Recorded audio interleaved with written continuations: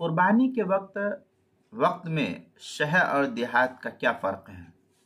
چنانچہ قربانی کا اصل وقت 10 ذی الحجہ کی صبح صادق سے شروع ہو کر 12 ذی الحجہ کی سورج غروب ہونے تک باقی رہتا ہے۔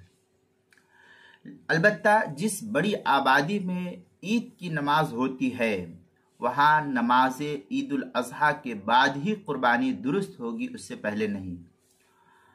اور جہاں نماز عید جائز نہ ہو جیسے چھوٹے گاؤں اور دیہات وغیرہ ہے تو وہاں صبح صادق کے فوراً بعد سے قربانی کرنا یہ درست ہو جائے گا اور جائز ہے۔ چنانچہ ملتقى الابحر کے اندر ہے وَأَوَّلُ وَقْتُهَا بَعْدَ فَجْرِ النَّحْرِ وَآخِرُ قُبَيْلَ غروب اليوم الثالث۔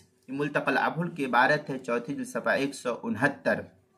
ہدایہ کے اندر وقت الاضحیہ يدخل بطلوع الفجر من یوم النحر الا انه لا يجوز لاہل الامصار الذبح حتى يصلي الامام العید۔ اس طریقے کی عبارت ہدایہ چوتھی جلد صفحہ 429، در مختار مع شامی جو زکریا بک ڈپو دیوبند کا ہندی نسخہ ہے اس کی 9ویں جلد صفحہ 460 اور کراچی کا چھپا ہوا نسخہ اس کی 6ٹھی جلد صفحہ 318۔